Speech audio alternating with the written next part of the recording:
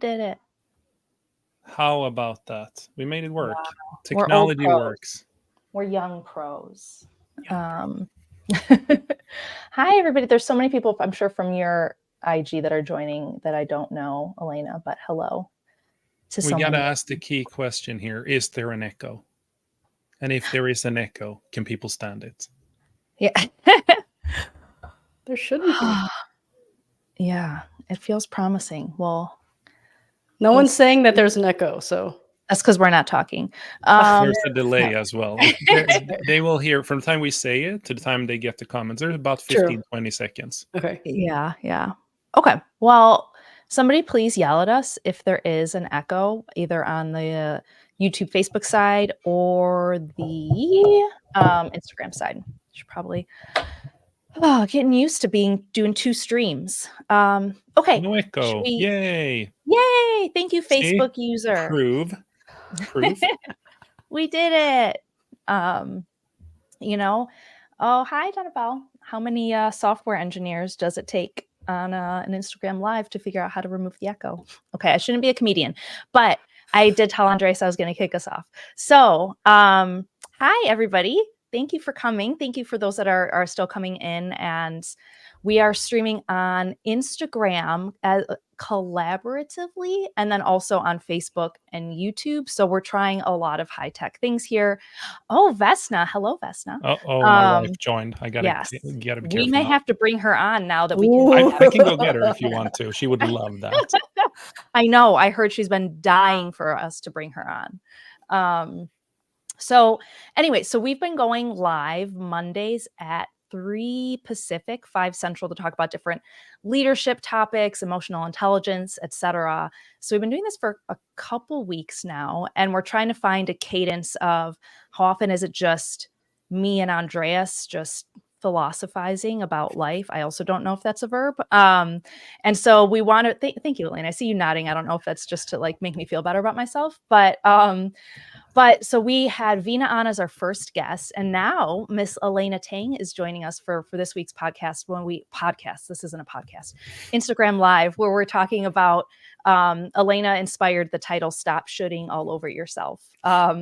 So when Elena and I were brainstorming what we'd want to talk about, especially because Elena, I'll have you intro yourself in just a moment, but brings really unique perspective. We chose this week's topic because we wanted to talk about things that trigger people, things that send people off in the wrong direction, whether it's shame-based, right? Things that we think we should do, or competitive-based, comparison-based. So we thought it would be helpful to bring into the conversation ways for people to identify where they might be holding themselves back through comparison, through shame, etc., and strategies they can use to help pull themselves out of it. And we have a lot of unique perspectives between Andreas and his experience as a CEO, Elena's experience as a social worker, and my experience as a human walking around in the world. So before we dive in, I'd love to have maybe you introduce yourself first, Elena, and then Andreas and I can go and kick it off from there. Sure. My name is Elena. Thank you so much, both of you, for allowing me to come on and inviting me, or allowing me to invite myself, is I think what happened. No. But yeah, it was neat just kind of seeing you guys share last Monday. And I think just professionally in my career, I have maybe about like 23 years in the behavioral and social sciences background, studying sociology, psychology, and then going to Columbia to get my master's in social work. But basically, long story short, got my licensure as a clinical therapist, but really wanted to go the route of coaching. I'm a strong believer that if we want to grow, I think having people that could support us along our journey, and also just be like really good mirrors, help us to have deeper insight about ourselves. I think it's just a really great way to develop our human skills, our actual practical skills in business. I have always been in leadership positions, like oddly enough, ever since I was a little kid, like my brother was older, so his friends knew me. And so I remember like my first leadership role was in 4th grade going into 5th grade, and I got voted on by the older classmates in elementary school to like take on this position that was like only voting, allowed. And so I realized like I love leadership positions because it's a responsibility that I've always been really accustomed to. And I actually just changed my name from mindset coach to mindsight coach because I've been reading this book with this particular neuropsychologist that talks really about awareness. And I realized that a lot of people struggle with understanding themselves. And that's going to be like I can kind of pause that there and pin that there into the segue of our actual conversation about the title that I came up with. But that's just a really brief intro about myself. I love it. I am really excited to learn more about what you mean by mindsight because I did not understand the difference between the word choices, like why you specifically chose mindsight. So I'll be eager to hear more about that. Yeah. So a little bit about me, and then we'll go to Mr. Andreas. So I am a newer entrepreneur. I launched my coaching. My name's Rosie Noel. I launched my coaching business in fall of last year and just left my W-2 at the end of the year. I have been in talent development and coaching positions in the corporate world for over 15 years. And ultimately, I'm just the most passionate about helping other people find and also reach the potential that they can within themselves. So that's why I was always so drawn to coaching and love having these conversations with Andreas and other guests that we bring on. Just topics that Andreas and I found ourselves talking about in our one-on-ones, and we're encouraged to start broadcasting publicly so we could bring other people into the conversation. So this has been a lot of fun for us, and we hope that some people find it fun along the way too. Awesome, Rosie. Yeah, so quick intro. My name is Andreas Pettersson, originally from Sweden. Today I'm a CEO of a software company that is owned by Canon Group. And I have for the last 12 to 15 years had different leadership positions where I have helped others grow on a personal level to achieve so basically growing their software skills so they can improve or have a higher likelihood of succeeding with their technical skills. And on top of that, I've been coaching and mentoring people of diversity. So there is more talent to choose from in the top of the companies for a long time. And I'm a lifelong learner of improving my emotional intelligence. I do believe it's something you will never complete or be great at, but the more curious you are, the further you get before you die. And yeah, I love the conversations we have been having, Rosie. We have had a lot of people reach out to us and say or thank us for impacting their lives, or saying like, "Oh, that thing you said there, it really made me see this opportunity, or made me see this in a new light I couldn't really see before." So that's why we're doing these now every Monday, and it's something I really look forward to. Yeah. With that said, I got nervous for the topic today because I was like, it took me a while to even understand what we were talking about. So you're going to see here two people on one side of the spectrum and probably another person on the other side. We'll see where it goes. I might be a little bit more quiet than normal, but we'll see.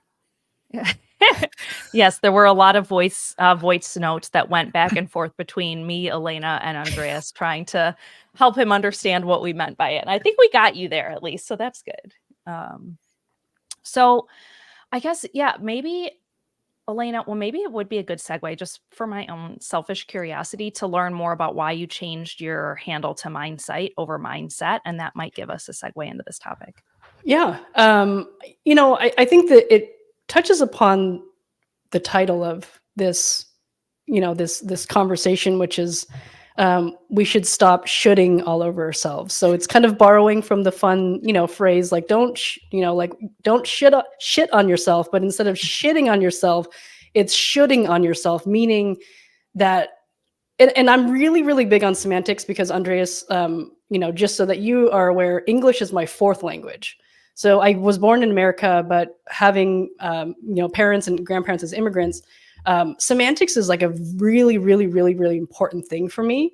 And so just to kind of go off of, I'm really big on looking up words in the dictionary.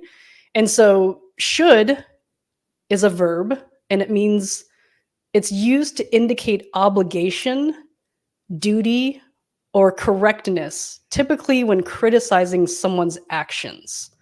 Okay, so I'll read that again. Should is a verb, and it means to indicate obligation, duty, or correctness, typically when criticizing one's actions.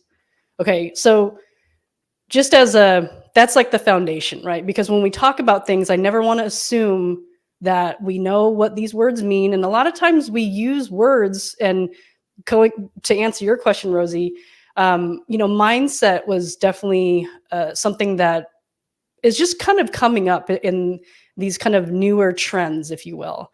And I volunteered within the Sub2 real estate community that Pace Morby leads as a sort of mindset coach or mindset volunteer, mindset leader, and just borrowing from my experience like within therapy.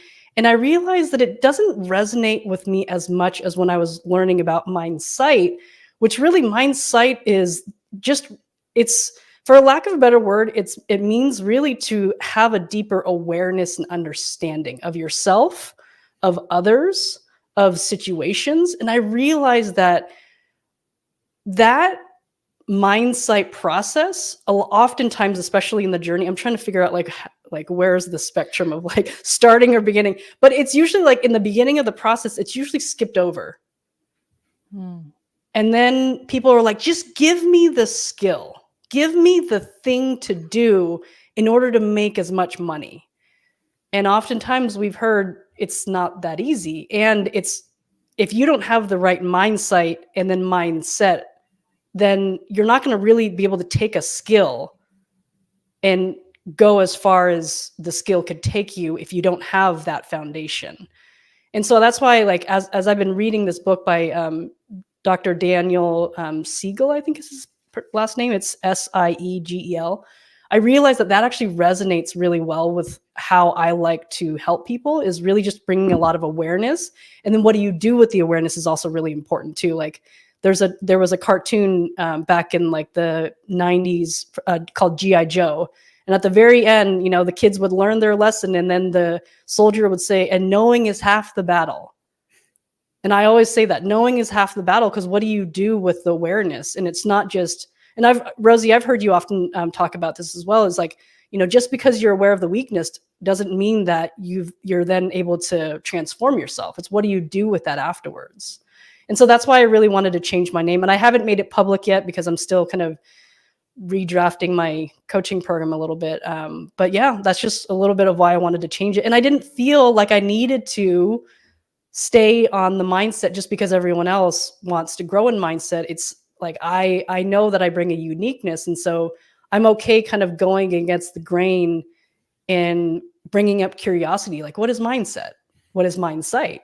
Right? How do they compare? And I'm open to kind of, I've always been a little bit rebellious and like just going against the grain. And that to me just feels very authentic to me. So I'm like, I don't feel like I should stay in the mindset just because, or the mindset title, just because that's sort of the common thing right now.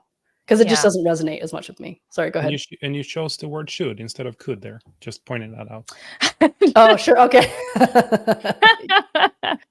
Okay, wait. So if I was to say like mindset and choose one adjective, noun, and I was to say like mindset is perspective, what word would you use for mindsight? It'd be the awareness of Okay. where your perspective comes from. Okay. I like that. That helps me a lot, because I was following it first and then I got lost. Lost in my own attempts to process. Okay, cool. I love that. Okay, so mindset, and from a timeline perspective, mindsight comes before mindset. Is that what you were kind of saying?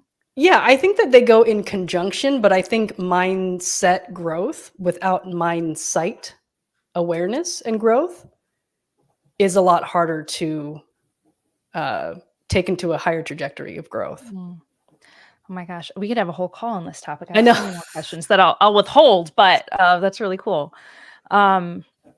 So let's dive into the should conversation. I would actually love to hear your perspective, because we've kind of given our our perspective, like me, Rosie, and Elena's perspective, but I would love to hear yours, Andreas, especially as we were choosing this topic, and like where your head went and maybe what aspects of our choice resonated with you and what didn't.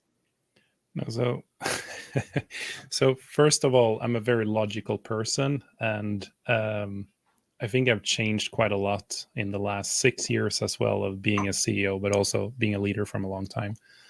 When you are so overwhelmed with things that you should, could, must do, when you guys were talking about this, I was like, I can't relate to feeling an emotional state in this at all, because there is always a long should and self sort of, that list will never end for me. Like there are thousands of them. So for me, it's more, I've developed coping mechanisms for so long time to not let the words get to me. And with the risk of having my wife storming in here in the room and slapping me or something, she is an expert at using the word must, but over the years I got her away from must. So now she's in the should territory, and the next goal for the next 5 years is to get her into the could territory. Because I think that changes it's when you have the option instead of a guilt. You have the option. You could do this, but I don't know what is one step further than that. So when you guys were talking about it, I was like, I don't understand this. Like, why is this a problem? But as you explained it to me, I realize I have it around me all the time, and I do it to myself as well. I'm just very stringent in how I manage must, shoulds, and coulds in my own head, and as a result, I don't shame myself, I think, emotionally.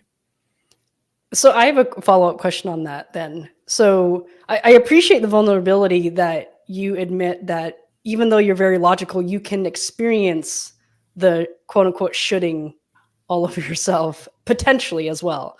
So how do you catch yourself in, you know, that you're kind of getting to that point where you're like, uh-oh, I'm going to be, if I'm not careful, if you're having, like, let's say a bad day, right? This goes on to awareness, right? If you're having a really bad day, you didn't sleep well the night before because of stressors from, the day, you didn't sleep well before, you wake up, you're kind of on, wake up on the wrong side of the bed. And then, that a lot of times when we're not at our optimum, physically and mentally, it kind of can lead us into those mental spirals. And so instead of, how do you catch yourself into bringing about the awareness of, I could have this potential of putting on that stress and shame if I'm not careful? So first of all, I have strategies for not waking up grumpy, even no matter how much I've slept. And we haven't talked about this, Rose, what I'm about to say now. When you think you are going to die once in your life, you're so happy every time you wake up. So even if I'm super tired, because my brain have accepted that death is an option, every time I wake up, I'm actually happy to be alive. It sounds quirky, Interesting, but that helps me in many situations. And then what I do to reset my emotional state so I remain logical, I throughout the day have certain blockers in my calendar where I take a mental break. So for example, at noon, I always have a blocker for 30 minutes to go out, get some food, go outside if it's nice weather, and then reflect on how the day is going. I have post-it notes on my screen that reminds me, that says, and it's going to sound bad, but don't measure in chaos is the nice way of saying it. Basically, don't do a database lookup when everything is shit, because you're going to feel the same way. So emotionally, it's not exactly the should and the could there. I think the time it creeps up on me is when I have made a clear plan of what I'm going to do a day, a week, or whatever it is, and I keep getting interrupted with things that I either are more important, and I know it's a deadline that I have to do to unblock someone else. In those moments, then I get stuck in the should and guilting myself moments. But I'm usually pretty good at deflecting them as far as I can go. But they happen, and especially if it is people that are dependent on me, where I know they will get stressed and they will feel bad if I don't unblock them. those moments, like there I get into the, I want to do my own things, but I also want to make them feel good. Mm. Did I answer your question? No, that's great. Super long answer though. I love it though. I appreciate that you have created certain practices around it, because I'm really big on preventative measures, and I think a lot of times when we live life, again, this is just going back to the whole awareness thing, is a lot of times people just kind of live by accident as opposed to intentionality, and then they don't have these protective measures, and so when things really are challenging, they don't have anything to like grasp onto. And it sounds like you have a cadence that you've put in place throughout your day to say, hey, my day can go really fast, but I have these like, these roadblocks, or not roadblocks, but like these speed bumps that intentionally remind you and, kind of to recalibrate. So that's cool. Yeah, because if you're reactive in my role, there's a lot of people who will suffer, and I struggle with that. So, but if I'm proactive and I remain proactive, I have to have some systems in place. And then there are crazy days where I should do and must do a ton of things, and I fall behind, and then I apologize. And then another thing I do is, if I am having a stressful day, I let people know up front, like, look, I'll help you. I have to spend I have 10 minutes. I can't do more. I'm really sorry. I can get back to you. Is that enough to unlock you? And then I approach it with a high sense of urgency, but I also set the expectation. I say to people how I feel, which is the back to lead with vulnerability. You have to say, I'm really struggling, or I'm in a bad mood today. Just a heads up, like I am having a lot of things going on right now. So bear with me. I actually say that. Then people will also call me out on it. I've told people, like, if I'm an asshole, tell me I'm an asshole, because then I can at least change it. But I do think one comment here from Aid Multifamily, gratitude changes attitude 100%. Like, that is such a true statement. If you're grateful for things, and there are big things in your life, you really change who you are based on that. Yeah. Rosie, can I ask how your experience has been just, in the new, like, entrepreneur, like, I think that you've always probably had like an entrepreneurial brain, and then really like you took that leap. How has it been for you kind of managing some shoulds versus get tos versus I don't want to? Yeah. That is a great question. And maybe before I answer that question, the like former teacher in me is like, maybe you already set us up with the definition of should. I think just helping give some examples of like, what do we mean with should, and then I can tie it to my That's great. experience. That's great. So what do we mean when we say should, and why does it have a negative impact? Like, what's bad about saying should? So what I think of when I think of should, and I didn't even realize that specific word and that mindset was a problem until I was in therapy, and my therapist pointed out, like, you're leading a shouldy life, like the same thing, right? Like and so when you proposed the idea of like shoulding all over yourself or whatever, I was like, oh, this must be therapists must just get together and talk about shoulding all day. So that was the first time, and he was encouraging me to switch from should to could. And even Andreas, when you gave that example of Vesna, and we talked last week, I think, about like the hierarchy of motivation, and where it's like, I must do is probably scarcity based. Like, I have to do this, right? Like, I have to get out of bed today. And these are like things I'm processing in real time. So don't like go Google them and assume that they're going to be there. But the second tier to me, like I should is duty. Like, I am supposed to do this thing, right? I don't have to, but I should. And then could gets you closer to that like top tier of motivation, which is love. Like, I could / I will. Like, I could do this and I will, or I could do this and I won't. But either way, it's like it's an active choice. And so anyway, so as you were describing, like the how Vesna has kind of progressed from I must to I should to I could, I think that's a very normal progression that most people make. And so to kind of talk about getting stuck in should, I think it it comes up in so many different ways. But like, so when I think of like the most basic ways with should, I think of like, I should go to the gym. I should really eat more healthy. Like I should incorporate more vegetables into my diet. Like I should spend less time on social media. I should spend more time with my family. Like those shoulds, they're like on little things, like day-to-day things. Like spending time with your family obviously is not little, but they're like small moments or small things that might come up. But every time I have those thoughts, I end up beating myself up for not being able to meet these. They almost like unable to be measured when I use the word should. Like I should spend more time with my family. Well, what does that even mean? I should eat more vegetables. Well, what does that mean? So like there's part of it where it's like using should makes it very ambiguous. And then also, but the using should is very like shame based. Like I am less than because I am not, right? And wherever the should came from, there's like preconceived, like my parents taught me that I should do this, or I'm in a circle of entrepreneurs that make me feel like I should get up at 4 a.m. every day and do a cold plunge and meditate for 7 hours, right? And so if I'm not, I am less than. And so I think it's like the shoulds that we tell ourselves. There's like those smaller ones, like I should in my day to day, but then there's also like I should be further along in my life, or this shouldn't affect me.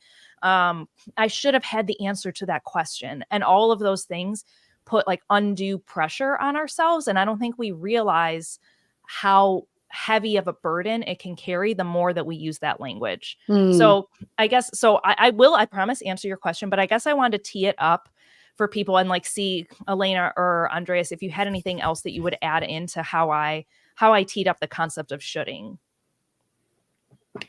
When you were talking, I mean, the word should, and it's back to what Elena said. It's like it comes with guilt almost loaded in the English language. And I was standing here thinking, like, what is this in Swedish, the direct translation, to see if I can attach it more to an emotion that way. I think it's the guilt, but it's also the feeling like you don't have a choice. And when you said it, Rosie, you said that the could comes with a choice. And that's why I'm pushing myself and for years to get to a could instead of a should, because it moves from guilt to a choice. So that was just some reflection, some words I picked up on as you were talking. Yeah. Elena? Well, and then also I've heard a lot of people also say as well, like I get to, which is, it's almost kind of like I don't mean higher in a like judgmental way, but it's almost kind of like higher than could, because get to has a deeper resonance of gratitude attached to it. I get to take care. I get to wipe my kid's butt. I get to do, I get to do, like my mother was dying, and it's like, I could have been my older self that was a lot more wounded and less healed, probably would have had a hard time taking care of my mother, because literally she was dying when, like, she died on Christmas Day. She was dying in the season of me trying to grow my business. And I could have been bitter. I could have been upset, like all these different things. But I realized, like, wow, I get to take care of my mom in her, and we've had a very historically very complicated relationship. But really at the end of the day, like I chose to get to that point where it's like, I have to fully assess what are my options, even emotionally. I think that's the other thing too, is that we get to choose which emotions we get to tack on to ourselves too. We're not a victim to the reactivity that we feel on the inside. And so a lot of times, like Andreas, maybe the way that you kind of assess situations on a very logical, practical level is how I think of processing emotions as well. And so I think I get to is even a greater level of the could, and that resonates even more with the love and the gratitude of, hey, this is a really great opportunity for me. And so it's like, if you wake up saying, I get to go to the gym, I get to wake up at 4 o'clock in the morning, or I get to wake up at 8 o'clock in the morning, whatever, like, instead of guilting yourself. And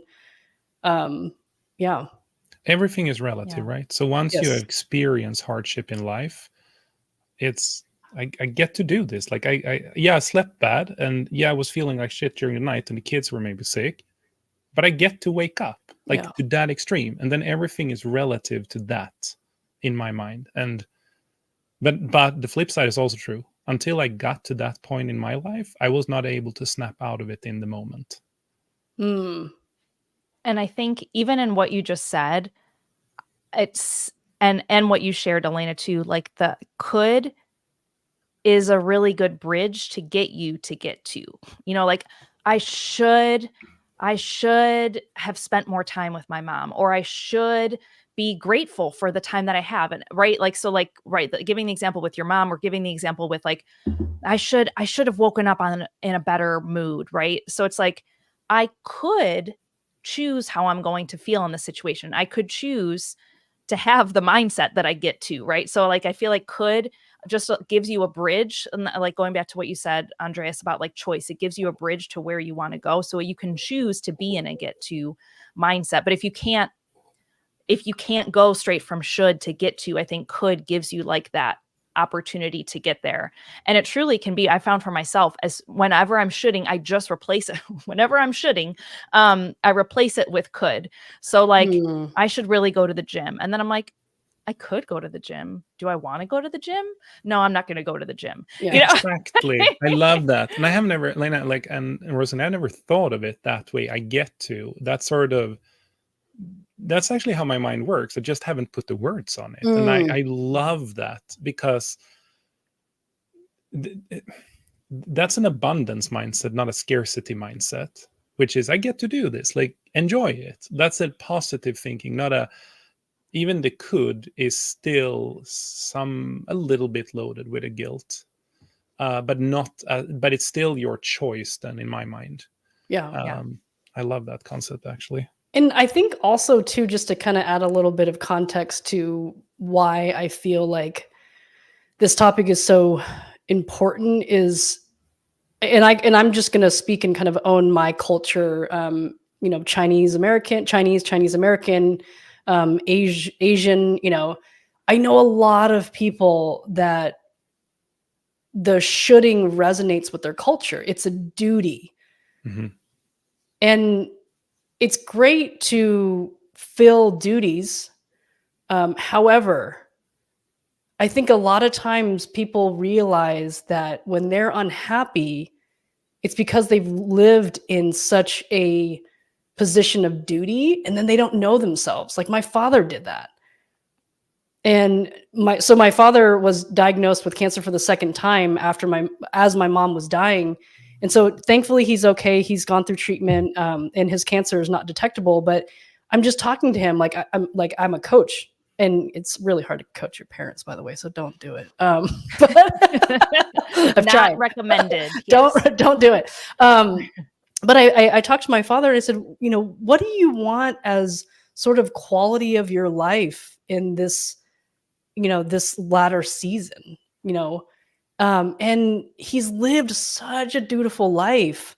He was responsible. He took care of everyone in the family. And it's like, now that mom's gone, you don't have parents to take care of, like my brother and I are adults now, and we can take care of ourselves. Like, what do you want to do? And it's really hard. And I think regardless of the ages, I know a lot of people that have lived in I need to fulfill a duty. And while I think that it's important that's just kind of adulting, right? That's like being an adult, is we have to do certain things and we should do certain things. And is it hard to kind of create the mentality that we get to sometimes? Sure. But let's be very aware of when we feel like the volume of shoulds outweigh the coulds or get tos. Yeah. And I think without that awareness and that assessment, people are just really, really, really, really unhappy in their relationships, in their families, in their careers, in their new pursuits, that of course it impacts your mental health, and vice versa, and everything. It permeates into everything else. It's kind of like which one's the chicken or the egg, right? It's like it all permeates with each other, and without the awareness of it, Like, I'll like really quickly, just kind of when you were mentioning to context wise, like, so when I joined Sub 2, which is a real estate investing community, a lot of people said, well, I have to cold call. I have to cold call sellers. I have to cold call homeowners to see if they want to get. And I was like, why do you feel like you have to do that? Well, because Pace Morby, he's a closer and he gets all the deals. And it's a sexy role and it's a sexy title to be a closer. And I coached a lot of people, and I said, okay, well, I can't force people, right? As coaches, you have to empower, but you can't, like, you could tell someone what to do, but ultimately, like, their actions will actually prove where they are. And I experienced a lot of times where people were just like, they're like, I have to cold call, or I have to call sellers. And then they're either not doing it, or the volume in which they know they need to reach in order to get a successful, actual contract it takes a lot longer. So what trigger did you tell people then? Like, hey, what tools are you giving people to take a step back, just reflect on what you're saying? Like, what triggers and tools typically help for people to create that awareness in the moment? You can point it out. KPIs, just numbers, data, right? Because we could talk about the emotional, but KPIs and data really are proof of. And I don't do it in a judgmental way. I'm just like, here, I created a spreadsheet, and I'm like, that you need to have, you like just need to, in the very black and white objective perspective, right? When we do sales calls, you have to hit a certain number of calls every day in order to, so it's not like this emotional should, right? It's like, that's just data, average data. And so it's like, okay, so you have to hit X amount of calls a day. And then I created a spreadsheet. I'm like, okay, you're telling me that you want to get these calls. Like, your end goal is to get a deal. And you feel that your pursuit to get that is to make cold calls, right? Or follow up as, lead management calls. Like, okay, like I present options, but if they're the ones that get to choose the tool, right? That's the way that I coach is, it's a lot more about empowerment, because I feel like if I tell them to do something that doesn't resonate with them, then it's not going to create longevity. So I'm like, okay, here are the tools. Which tool do you want to grab? And they're like, okay, cold calling. Okay. All right. I don't do that, visibly, but I'm like, all right, okay, let's go. You tell me that you're going to choose this tool. You're going to do some cold calling. Like, here's a spreadsheet, right? So let's track how many calls you do. And then eventually it's like, okay, so a week goes by, and like, nah, these certain days, there's these reasons that come up, right? Okay. Again, non-judgment. And then as the patterns continue, our behaviors are really, the behaviors is truly what exhibits where we are in our journey of actual, like, behavioral change and action taking. It doesn't matter what people say out of their mouths or how they feel. There has to be congruency in the speaking of, in the mental, and then in the action. And so for me, it's always like, I have to bring out the awareness of the incongruency. I'm like, there's incongruency here, because you're saying that you want this goal, and you're saying that you want this goal, and you're feeling like you want this goal, but the action doesn't follow. So we need to reassess. And so I had a client where it's like, okay, so eventually it's like, I don't want to do cold calling anymore. And I was like, thank God, right? Success. Right. And then I'm like, okay, let's go back to the drawing board and really assess, how do you utilize your time and your skill sets? And then we redrafted a completely different plan. And it resonated a lot better, because once we drafted a plan and we created KPIs around that, it was like, oh, they were doing all these things that felt a lot more congruent and authentic to what they actually wanted to do, that would lead to the results. So are you saying that you're basically saying emotions matter, but if you can show the logical reasoning around their action, then I'm trying to abstract it away from the situation into like a general thing, like, how do you create that awareness? And you're saying I did it by removing the emotion, showing them the logic, showing them the history and the expectations they had on themselves and how unrealistic it is. Right. And then by doing so, I'm trying to use my words on what you said. By doing so, I was showing people that it's not even physically possible maybe for you to do what you expect to get out of it, Right. or your expectations needs to be Right. reset for you to not end up in this constant loop of failure. Right. That's kind of what I hear. Have you, Rosie, did you want to add anything there?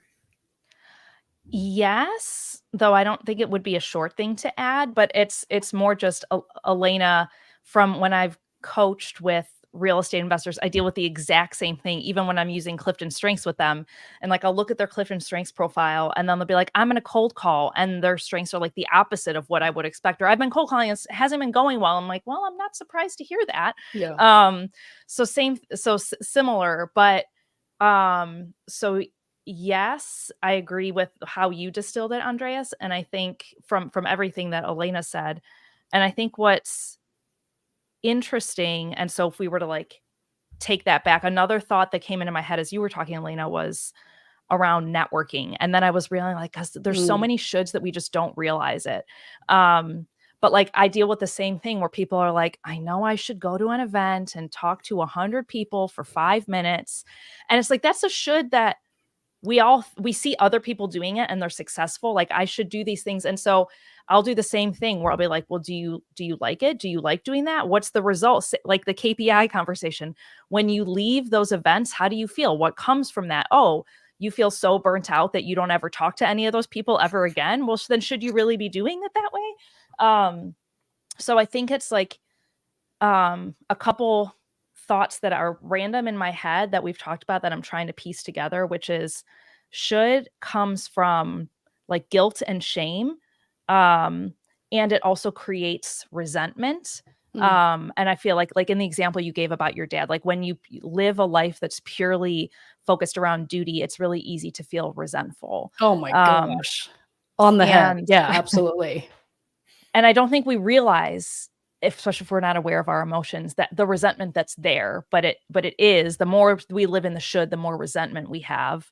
And the less likely we are to like move toward the I could or the I want or the I will, because we feel like it's supposed to look a certain way or be and it's so much easier. You said this at the beginning. It's so much easier to look for answers outside of ourselves than to look for answers inside of ourselves. And the should just, it almost like kicks the can on having to look inside of yourself. It's like, well, I can just pull from outside. This is what it should look like. So why do I have to search inside of me to find out what I want? So that I feel like I kind of heard some of that in what you were saying too. Yeah. And that's a really, really, really important part of the journey of growth, is the awareness of, have we constantly lived a pattern of our lives where we're just looking for the outside? We're looking for the outside to either tell us what to do or to project blame and lack of ownership of like our decisions. And it's like, well, they told me that I needed to do this. Someone told me that and then it's like, but didn't you question it? No, because they make more money than I do. But it's like they don't. This is, oh my gosh, you're gonna get me on this like huge tangent too. Because go on this tangent, because that's something I can't plan either. So feel free to go on it. So a lot of times though, people, they will seek after a coach. They will seek after a mentor. And then they assume that they need to do something. They assume that they should do something. And then what happens is that they start to think, I'm not seeing the results that I need to, but they're not really assessing who they are. Like, we often talk about know thyself. And it's part of the knowing thyself process is the good and the bad, you know. And I don't mean bad in a judgmental way, but it's like there's certain things that we do in our lives that are not self-serving. They don't help us in the pursuit of growth, in the pursuit of abundance, in the pursuit of gratitude. And so what happens is that they look to other people or situations or things to blame and to say, I'm not where I am because this mentor told me that I needed to do this and I did it and I'm not seeing the results. But it's like the thing that I wanted to go of when I was mentioning the whole tangent thing too, is that the really important thing about when we seek after a coach, and the reason why, Rosie, like I love how your coaching is revolved around, like, you're not just creating this like program that you're like, I'm going to plug everyone into this program and then you're going to get results. Like, your program is so specific to teaching people to know thyself that I think more people, it should just be a requirement to have you assess their strengths, just as much as it is a requirement, I think, for people just to grow and to go to therapy.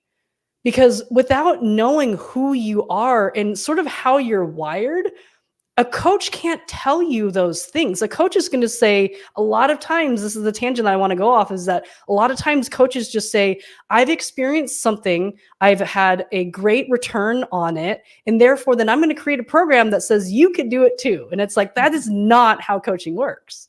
Because they assume everyone is the same. I Right. hate when people find their own success recipe based on their strength, Yes. and they have been grinding for years, and then it's like, oh, look, it happened overnight, and I make so much money, so you should listen to me. Like, Right.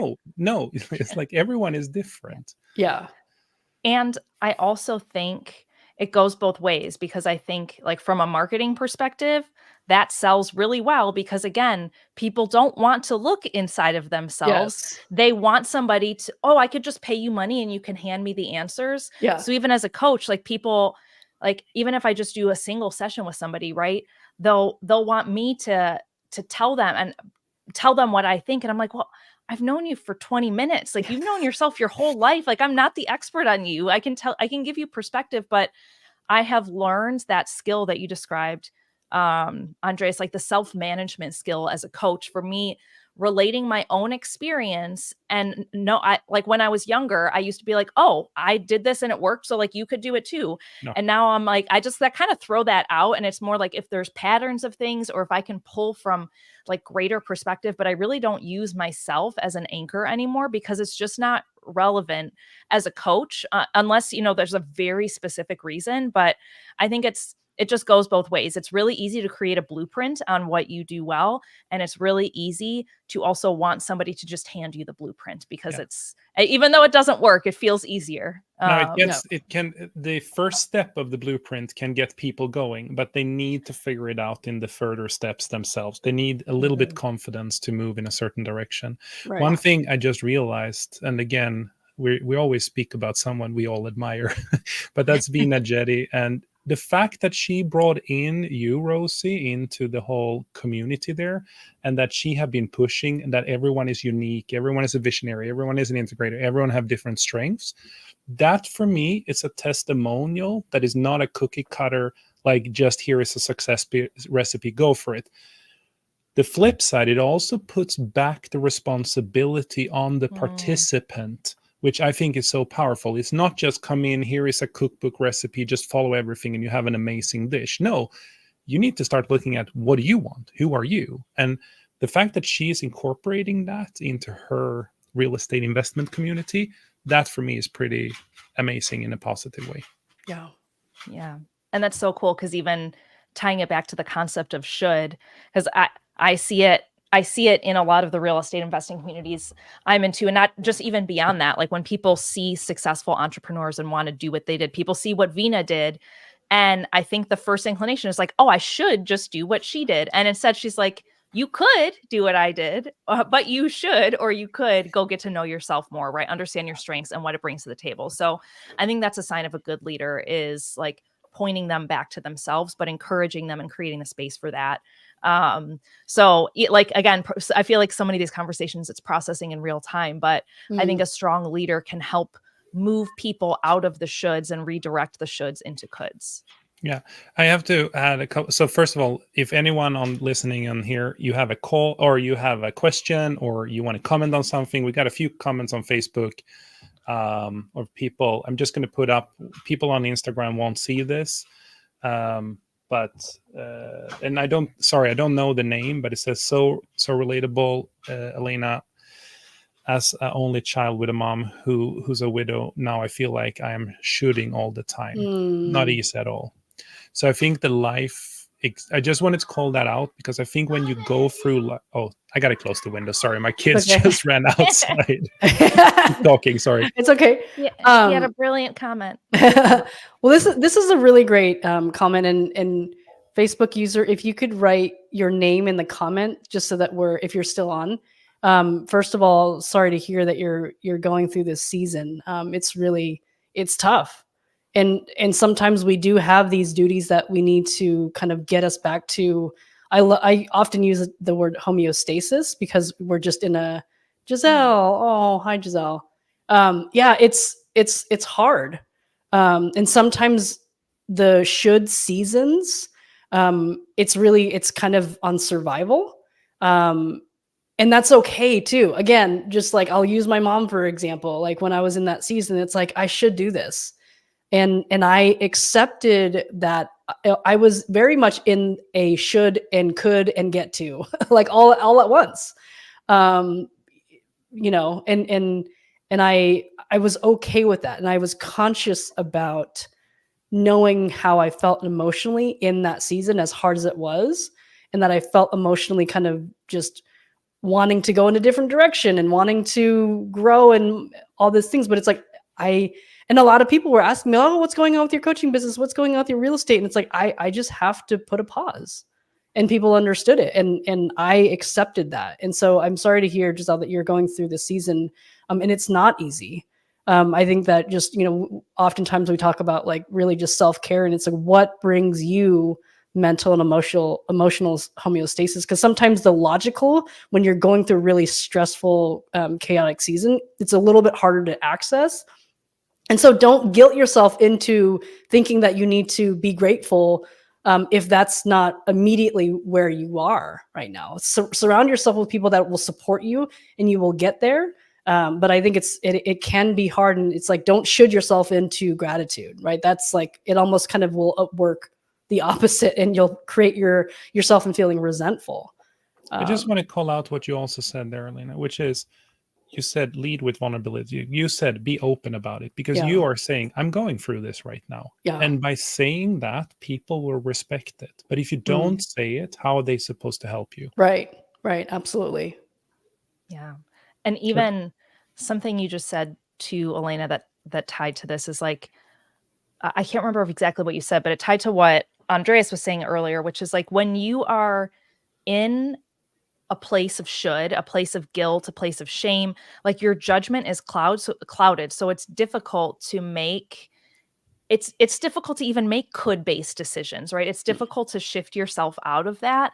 And so putting strategies and practices in place to help you pull out of that, because it can get easy to get caught up in the vortex of should and not even have an awareness. So like Andreas, you talked about how you build things into your days so that if things are taking you out in a certain direction, like you can pull yourself back in. Is there anything else in your experience, Elena, just as a social worker or through coaching or life, that you have found that helps people when they're in that kind of like state of chaos or that cloud of shame and stress? So I'm really big on this phrase that I use called empathetic witness. And so and I'll give you an example. Like, so we all have kids, right? So if your kid fell and scratched their knee and is crying, if you go to them and you say, you're fine, or, oh, that didn't happen, or it's not a big deal, or suck it up, you're not being an empathetic witness to them, right? And so I'm also really big on educating people that there's no such thing as negative emotions. I think that we live in a really odd society, and there's obvious correlation of like mental health issues continuing to be on the rise because there's this assumption that we have like negative emotions, and it's like emotions are just neutral. And so a lot of what I do to help people in these chaotic kind of situations, stressful situations, is the first thing that I try to do is how are you feeling, to give them an opportunity to release the emotional stress that's inside, because you can't access logic. You cannot access logic if you're feeling this emotional stress, no matter how much you tell yourself. And so part of the resiliency process is, how do we hold emotions as neutral acknowledge them, not judge ourselves for having it.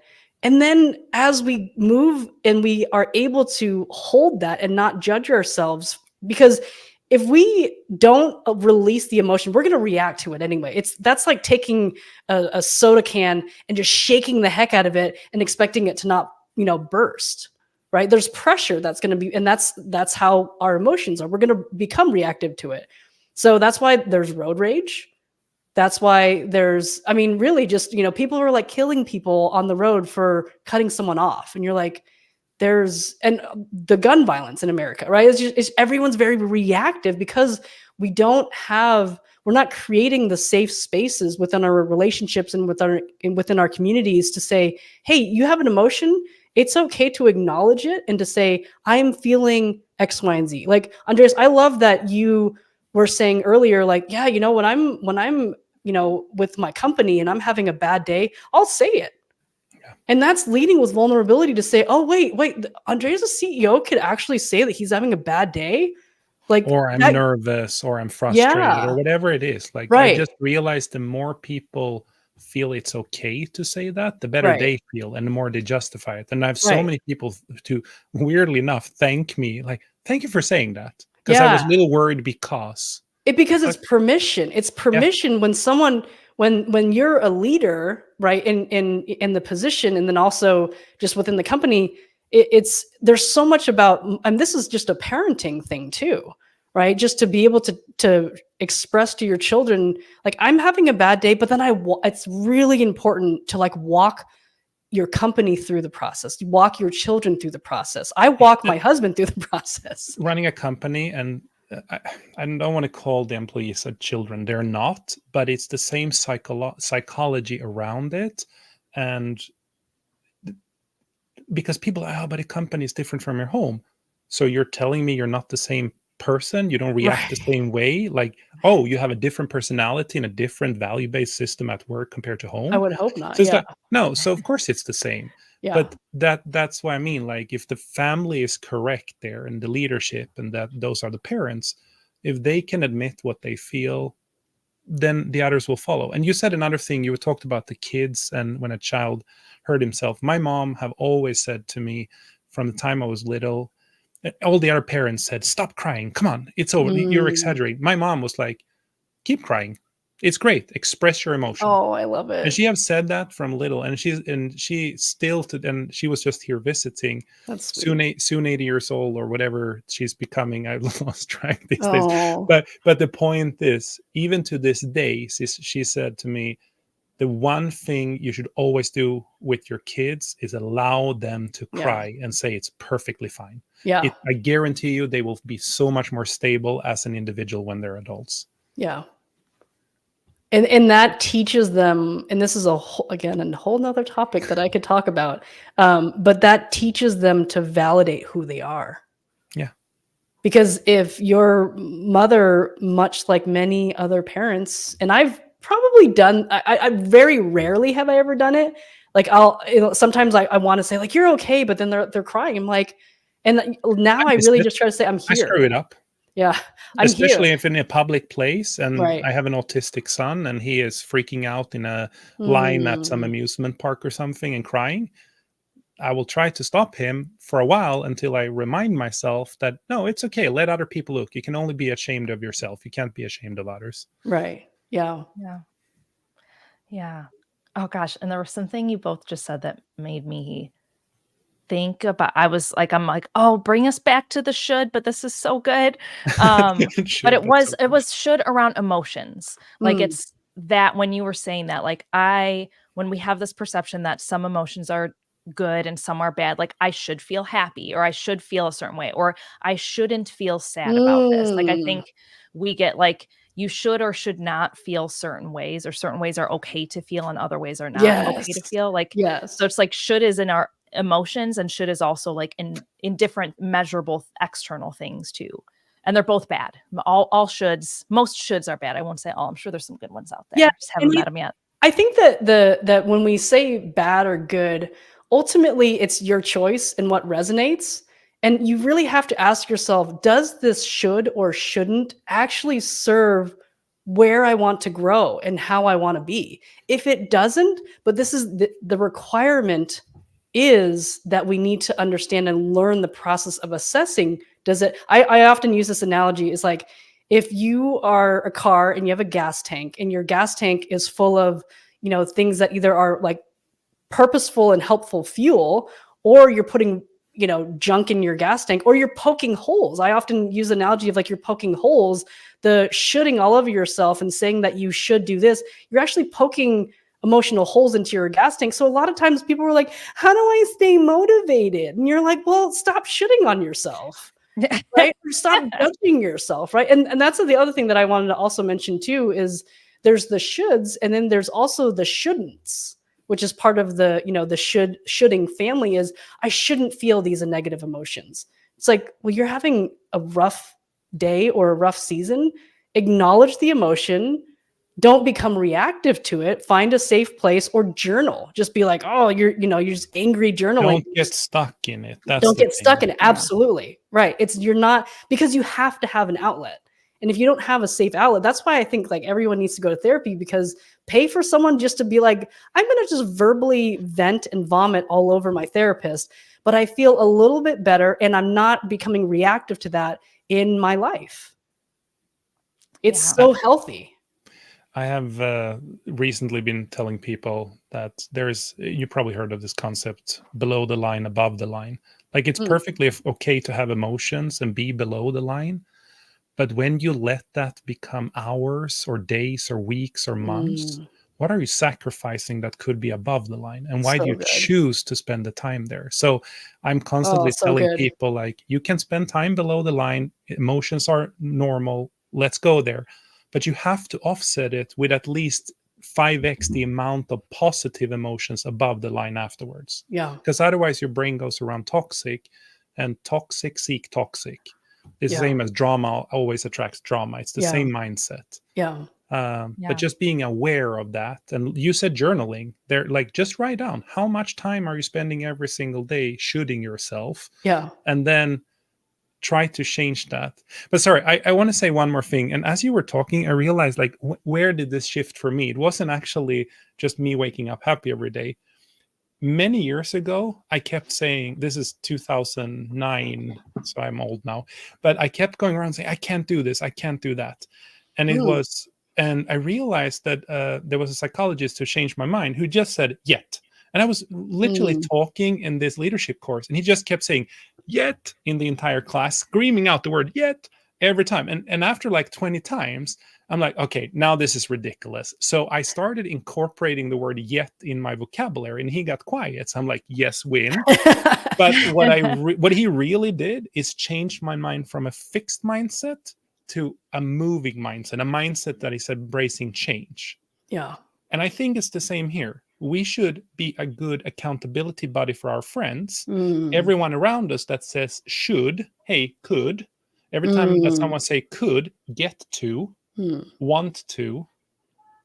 So it's like, I think shifting that is like, you got to catch the word. And if you catch the word in the moment, you can change so much. Because you feel ridiculous after a while. Like what he was doing was making me feel stupid every time I didn't incorporate it. And it got so ingrained in me. And then I have applied the same mindset to the must and the shoulds. And he was like a human band, rubber band, like just snapping it every time you. Yeah. It's like, you don't have a choice. It's like, this is going off quickly. And that really, I think, that person changed the trajectory of my life. Wow. Or at least he was the catalyst of it. I changed it myself. He will, if I say that he changed it, he would kill me. So I'm saying he was the catalyst, or he made me realize that it's a mindset game. Yeah. And that, anyways, I think by catching yourself with the shooting, or shooting on yourself, if you just become aware, and you said that early on, one of you, like the awareness is in the cure is in the awareness. Like most of the journey is done in the awareness. So it is that catching yourself, like, now I'm doing it. Yeah. Okay, now I'm going to stop. And I love the 5, 4, 3, 2, 1 Mel Robbins strategy of logical thinking. And just, okay, I caught myself shooting. 5, 4, 3, 2, 1. Physically move myself away from there. Go do something else. Right. And now you're moving on. So I think if you reprogram your brain and stop the shooting, by catching yourself, I think you're going to change it and it's going to be dampened over time. But that's Absolutely. maybe my super logical brain who approaches everything with logic. But it's the awareness. I think that you just have to start there. Yeah. Yeah. Yeah. And I love, and in general, when you're building awareness, it's kind of like one of the many points of meditation. Like if you start, it's going to be really hard to notice the shoulds in real time. So starting by reflecting on the shoulds. So that's the, before you go to bed, where did I should on myself today, right? Like looking back. And then as you start to identify where looking backwards, then it makes it easier to bring it into the present and to notice when it's happening. If I shoulded yesterday on what I should get done, maybe the next day I'll be more mindful and not should as much, right? So I think just starting with reflecting on where did I should today, or where have I been shoulding in my life in general, and like that makes it easier. It's like that awareness then allows you to build that momentum. So I think that's like, if there is an easy button with any of this, which there never is, the easy button is just to how do you build awareness to your existing shoulds, and how do you take that time to reflect on that? Yeah, my therapist used to say, just notice. Just as just an entry point into learning about being aware, just notice. And you're not putting a lot of pressure. You're not having to KPI all of your thoughts and your shoulds. It's just like the entry point is just notice. And what it helped, so that every time, we met with this is a marriage counselor that my husband and I had during the pandemic, because it was just, everything was really stressful. And it's like, okay, we're stuck at home and now all of our problems are, we're facing head on. And as he was mentioning that, it was like, oh, just notice, just notice. When we would come back to our sessions, he would say, well, what did you notice? It's like, oh, I noticed this. I noticed this. Okay, great. And then it's like, once you have that pattern of awareness, like I've spent years just going to therapy and learning about this and learning about human behavior and myself, that it just becomes really natural. So someone said to me the other day, wow, you have a really like high level of awareness of yourself. And like, I've been trying to heal this, this thing in me before I became a mother, right? Because I was most concerned about like passing on these generational patterns, right? And have we talked about this, Rosie, ever? Passing on generational patterns? Yeah. Probably. I mean, let's not go there. But I was going to say that's another call, but probably. That's another call, but probably. Curiosity. Sorry, I was interrupting you, but all our curiosity, Rose and I talked many times, it always comes from how your life was cemented between 1 and 12 when you were that old, and how you are so curious. A lot of my change for you, Elena, comes from exactly, I was becoming a father and it was freaking me out, and I had to truly understand myself in order for me to understand how to become a good father. Yeah. So that is how it's rooted in me, my curiosity and lead with vulnerability and all the other things. I love that. Yeah. Especially just, hearing, you as a male and a male leader talk about that too. It's a breath of fresh air, because I think that a lot of times, like, oh, you're a CEO and you're a man and you need to just like toughen up and suck up and don't be a bitch and, all this stuff. And you're like, I don't like, that's really intense. And I've never, like, true transformation doesn't come from shame.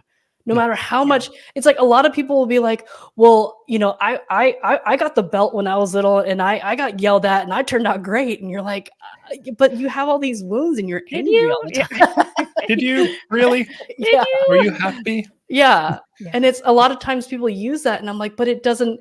And then when they become really reactive, this is another thing too, is when people become really reactive, it's like the situation happened, and then the level of emotional reactivity that happened is like really incongruent.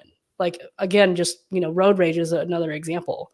And it's like, but the danger is, and I was just having this conversation with Pace the other day, it's like the danger when people they get into these patterns of behavior and they become really reactive, they make, these mistakes and whatnot, is that they justify that this is the space in between, is the justification of that their emotional reactivity is, because this will happen, and they're blaming everyone. Right. And it's like, and if they're not aware of like, well, that is pent up emotion that caused you to be here. But the situation in and of itself, there are every day people get cut off and they're not pulling out a gun or a crowbar. I used to date this guy in New York where like he'd have a crowbar in his car. I was like, why do you have a crowbar in your car? And he's like, well, if anyone's going to mess with me, and I'm like, okay, just bye. You know, like, but it's like, but that's pent up stuff, right? You've got this that you're not dealing with, and then it's everyone else's fault except for your own. And it's like, I really think everyone deserves like a room they can just go in and scream in Right. or like do something to regulate their emotion. I agree. I just got to call out, my wife is trolling us right now. She says, he was not that tough when our first son was born. Oh, I agree. I believe that. I very much believe that. Parenting changes you, and that should be a good thing. Oh, should. Yeah. It could be a good thing. No, It is a good we thing. It is get a good to thing. experience it Yes. as a good thing. Yes. Yeah. It is absolutely Yeah. a good thing. So we have gone through the almost, like we've been talking about for an hour 15. We can go a little longer. I just want to say, for anyone who's still on there or watching the replay, make sure you follow all of us. Rosie and I do this every Monday, 3 p.m. at Pacific time.